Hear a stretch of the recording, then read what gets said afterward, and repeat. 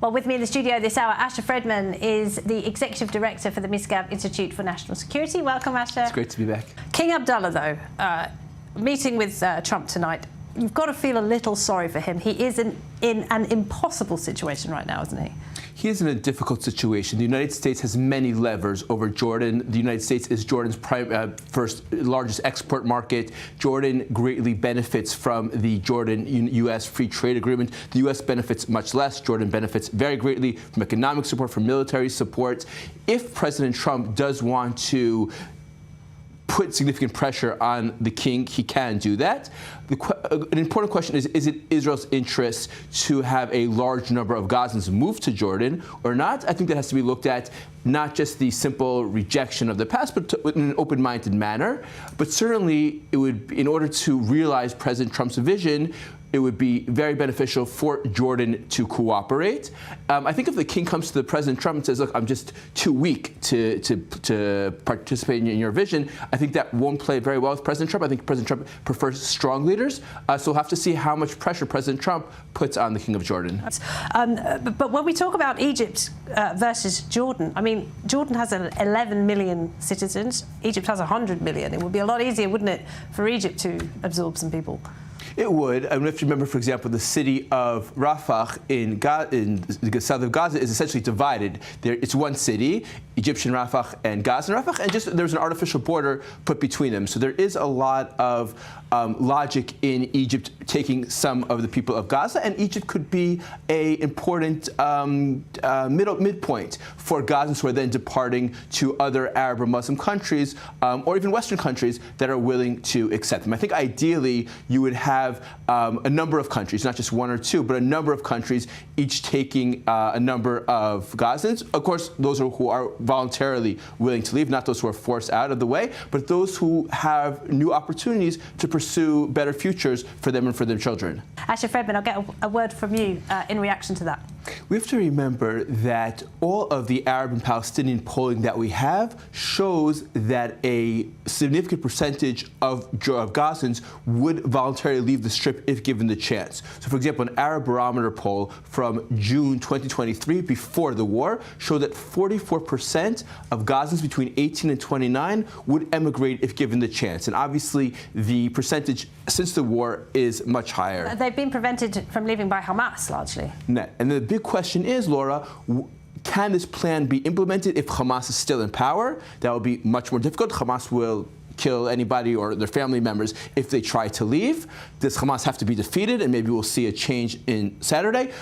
Egypt, Jordan, the Gulf countries, they all hate the Muslim Brotherhood. They all know that Hamas is the Muslim Brotherhood. They would rather this Muslim Brotherhood... Well, the governments do, the dictatorships do, but it's not so sure that the people do. Many of the people do, but you're right. There are important factions, certainly in Jordan, in Egypt as well, that are Muslim Brotherhood. If there is this destabilizing act, could that really revive the Muslim Brotherhood in these countries, and the governments won't be able to control, they won't be able to keep it down? I imagine that part of the conversation between President Trump and the King of Jordan, between President Trump and Sisi, is going to be about how the U.S. supports these governments, even while they take in Palestinians, while they take in Gazans, to ensure that their regimes remain stable and prosperous and can provide the needs of their people. Okay, just one last point. I mean, if we were to see people leave Gaza and go to Egypt, I mean, presumably that would create problems for Israel along its border with Egypt, because Egypt will have difficulty policing that border. The Egyptians could, for example, they could, in theory, they could put troops around Rafah and keep the Gazans from moving south. Egypt has taken in over 400,000 Sudanese refugees over the last several years. So they're willing to take in 400,000 Sudanese. They want to take 0 Gazans. That also says something about how Egypt views Gazans, unfortunately. I think that Egypt may be a partial solution, but there may be other countries, whether Syria, whether Muslim countries in Asia, again, whether other countries, especially where the United States and Africa has quite a lot of leverage, that can be part of the solution. And Egypt, I think Egypt and Jordan need to work together with President Trump to facilitate the solution for Gazans who want to take advantage of it. They don't necessarily have to be the final destination for large numbers of Gazans. Okay. Is Asher Fredman and Ariel Osseran still with me in the studio? So Asher, what is your sense? Do you think that Israel is going back to war in Gaza? It's important to understand where the negotiations are. Until now, it's been the release of our hostages for the release of terrorists or murderers. But now Hamas is beginning to up its demands. It wants reconstruction materials. It might call it humanitarian aid, but what does it want? It wants cement, it wants heavy machinery, it wants dual-use materials to rebuild hospitals, to rebuild schools, to rebuild roads, to rebuild utilities. This could all be under the category of humanitarian, but obviously Hamas will use all this material first and foremost to rebuild its terror infrastructure. Now Hamas is complaining that Israel is not allowing its farmers or its civilians to approach the border fence, that Israel is enforcing too much of a perimeter, and they're going to work to push the line so that once again, Gazans can approach the fence closer and closer. As the negotiations get more complex, they're more likely to break down. Obviously, it's becoming more and more urgent to get any and all living, as we just heard in your report, in the report of the any and all living hostages out. President Trump, again and again, is upending the discourse. I think there is a good chance that we will see the breakdown of negotiations over, if not this Saturday, the following week. And then Israel will return to the military operation, though there will be a strong public debate and divisions as to whether Israel should continue to agree to all Hamas demands or should return to fighting. So Hamas is shifting the goalposts. Exactly. It's making more demands. That would also allow it to rebuild homes for displaced Gazans and allow it to restore its rule, essentially, over the Strip, which is what it's trying to do. Absolutely. It would make Trump's vision irrelevant because they're already rebuilding Gaza. It would also allow Hamas to say to the people of Gaza, we're big heroes, we carried October 7th, we survived, and okay, so your Qatari-built houses from the 1970s, 1980s were destroyed, you're going to have Qatari-built houses from 2020, 2025. So it will allow Hamas to both rebuild its infrastructure, assert its dominance over the Strip, and present itself as a hero to the Gazan people. Asher, you worked on the Abraham Accords, of course, back in 2020. What do you feel about what this might do to the potential for normalisation with Saudi Arabia? We've had really a strong response from Riyadh. They don't like this idea at all. They will be participating, of course, in the Arab League summits later this month. Do you think that this could derail the whole project? I think that what Saudi Arabia truly wants, Laura, is what it can get from the United States, whether that is in the security, the defense realm, the civilian nuclear realm.